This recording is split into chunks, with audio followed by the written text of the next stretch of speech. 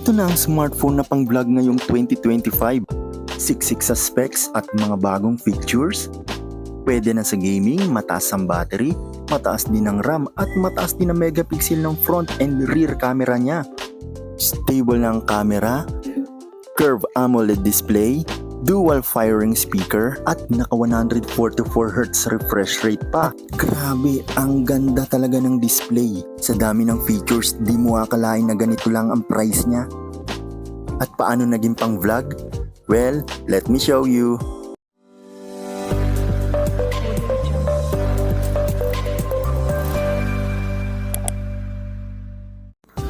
Ito ang Tecno Camon 40 Pro 5G, ang one of the best mid-range phone ngayong 2025.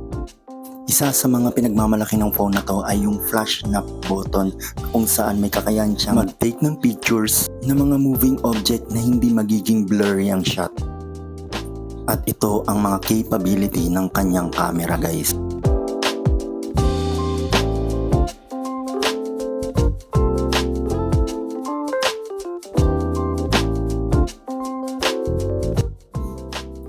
Etong shot na to, guys, ay front camera screen record. So makikita nyo dyan, guys, may 1080p. Ayan o, 1080p, may 60 fps dito sa front camera, guys, with 4K 30 fps pa. At ipapakita ko sa inyo mamaya, guys, ang front video camera niya, guys. 4K 30 fps at 1080 60 fps. At sa iba pang mga features tulad niyan, may vlog mode, may AIGC portrait, at ito may mga freestyle leisure portrait, gathering action. Iyan ang iba't ibang mode na pwede mong magamit sa pagbablog. At ito naman yung rear camera o yung back camera. Hindi ko pa ito masyadong nagagamit at natetesting yung mga features niya, pero papakita ko sa inyo kung anong meron siya. At eto yung mga video recording resolution niya. 1080 30 fps, 60 fps, may 4K. Ayan o. So ang lowest niya yung 720 30 fps. At eto rin yung mga special features niya dito sa back camera. Ayan, may pro mode din siya, document, super macro, sky shot, panorama, at marami pang iba, guys. Ito na, guys, papakita ko na sa inyo ang video test nitong front camera, guys. This is video test ng Tecno Camon 40 Pro 5G, 1080 60 fps. Naka-on ang ultra steady mode. Check nyo, guys, kung maganda. Ganda siya pagka maliwanag, detailed. Ayan, no?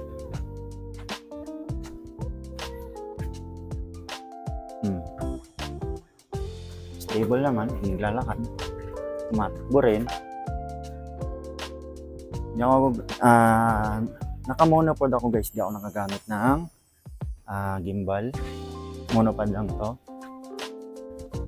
Ano palagay nyo, guys? Ano ba yung kulay? Detail ba? Oversaturated? Okay lang ba? Kagandahan dito, guys, sa Tecno Camon 40 Pro 5G, supported siya ng mga wireless mic kahit yung lumang version. Magagamit nyo yung mga lumang version na nabili nyo na hindi supported sa mga lumang smartphone na kailangan pang bumili ng kung ano-anong adapter. Pero ito, guys, tatlo kasing wireless mic na meron ako na testing ko na dito sa Tecno Camon 40 Pro 5G at gumagana talaga siya, guys. Isa pa sa napansin ko dito sa 1080 60 fps sa video camera dito sa front camera, pag madilim yung paligid, nade-detect niya. Automatic siyang lumiliwanag yung screen para ma-justify niya yung paligid. Lagyan nyo, guys. Ganda rin yung features na ganyan. Pag madilim, bigla siyang namamatay pagka na-detect niyang maliwanag na. Magulo ba yung pagkaka-video ko? Palagay nyo, guys.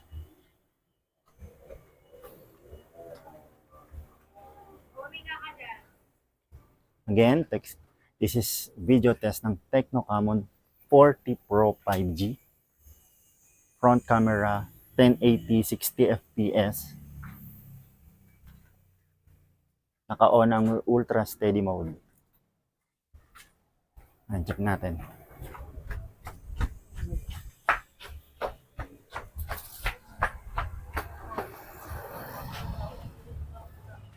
Ano palagay nyo guys? Stable naman. Again, this is video test ng Tecno Camon 40 Pro 5G, 4K, resolution 30 fps, naka-on ang ultra steady mode. So, check natin. So, nandito ako sa medyo dark area kung saan nade-detect naman niya. Ganun din sa 1080 60 fps. Pag madilim, nade-detect niya, lumiliwanag yung screen para ma-justify niya yung paligid. Pero hindi naman yung todo talaga na maliliwanagan ng gusto. Pero sakto lang. So, check natin kung okay. Pag maliwanag, ayan, namamatay na yung liwanag ng screen niya.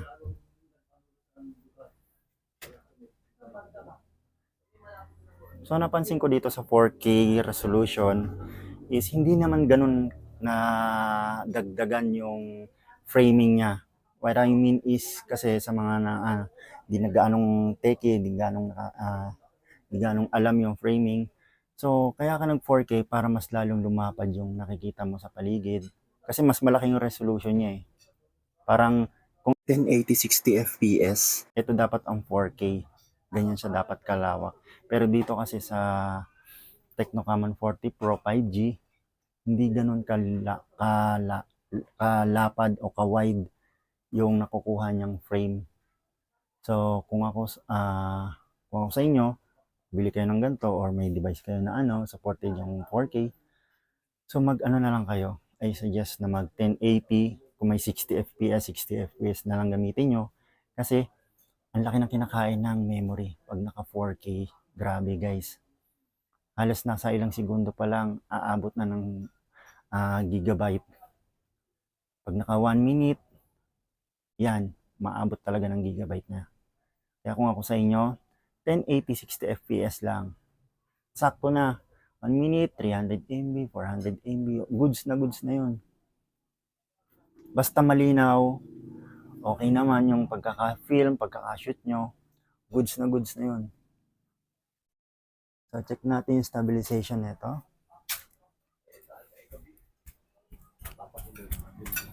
So, ayan. Okay naman ang color. Detail naman ba? Pag sa madilim, ulit natin.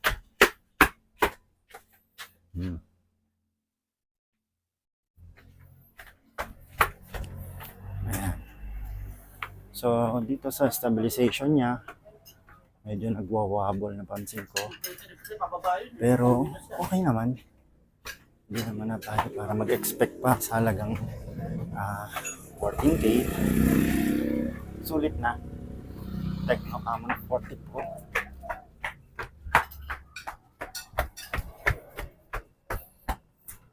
Ano sa palagay nyo guys? Grabe ang init na.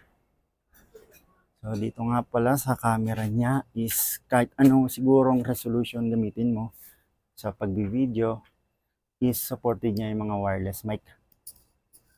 Kahit mga lumang version.